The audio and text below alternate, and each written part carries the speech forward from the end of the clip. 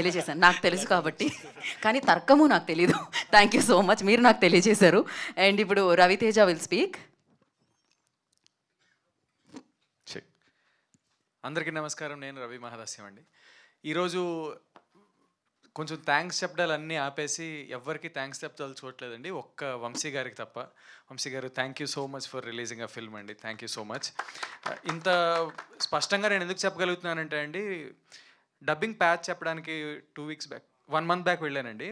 Dubbing patch చెప్పడానికి వెళ్ళినప్పుడు మీరే చెప్పారు ఆ చేంజ్ కూడా. అప్పుడు మా డైరెక్టర్ గారు రోజుకి 20 గంటలు కష్టపడుతున్నారండి సినిమా కోసం. ఆయన మొత్తం ఆల్రెడీ చూడడానికి కొంచెం సన్నంగా ఇలా ఉండేసరికి 20 గంటలు కష్టపడితే మనిషి అంత వీక్ అయిపోతారండి. అంత వీక్ అయిపోయిన మనిషి కళ్ళలో ఫస్ట్ టైం స్పార్క్ చూశానండి. ఆ రోజు ఆ స్పార్క్ చూశాను ఎందుకంటే ఆయన చెప్తున్నారు వంశీ గారు మన సినిమా తీసుకుంటున్నారు అని. అదే రోజు సాయంత్రం నేను మా ప్రొడ్యూసర్ గారు రమణారెడ్డి గారితో మాట్లాడుతున్నప్పుడు ఆయన గొంతులో ఆనందం చూశానండి. సో దీని అంతటికీ కారణం Vamsi garu. Thank you so much అండి.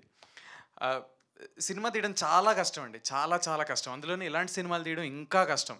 అంటే వాళ్ళకి ఏమైనా సరదా అండి, ఇంత కాంప్లికేటెడ్ సబ్జెక్ట్ తీసుకొని ఇంతమంది కాస్ట్ పెట్టి ఇంత సెటప్ పెట్టుకొని, సో ఒక ప్యాషన్తోనే ఒక జెన్యున్ అటెంప్ట్ ఇద్దామని ఇంత కష్టపడి సినిమా తీశారండి. కానీ దాన్ని బయటికి తీసుకురావడానికి ఎంత కష్టమో మీ అందరికీ తెలుసు.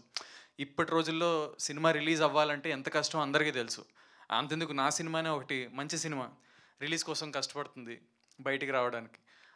అలాంటిది అంత కష్టాల్లో మా సినిమాని బయటికి తీసుకొస్తున్నందుకు రియలీ థ్యాంక్స్ అండి. ఇలానే ఆనెస్ట్గా ప్యాషన్తో ఒక సినిమాని తీసి బయటికి తీసుకురావడానికి కష్టపడుతున్న ఫిల్మ్ మేకర్స్కి మేము ఉన్నామని సపోర్ట్ చేస్తూ ముందుకు వచ్చే వాళ్ళందరికీ పేరు పేరున థ్యాంక్ యూ సో మచ్ అండి. ఇంకేటైతే మరి December 25న మా cinema Srikakulam Sherlock Holmes cinema భలేగా వచ్చింది. ఎస్, మీ అందరూ చూసేసి మీ అందరికీ నచ్చేస్తుందని కోరేసుకుంటున్నాను. అది సంగతి మరి. ఓకే, థ్యాంక్ యూ అండి.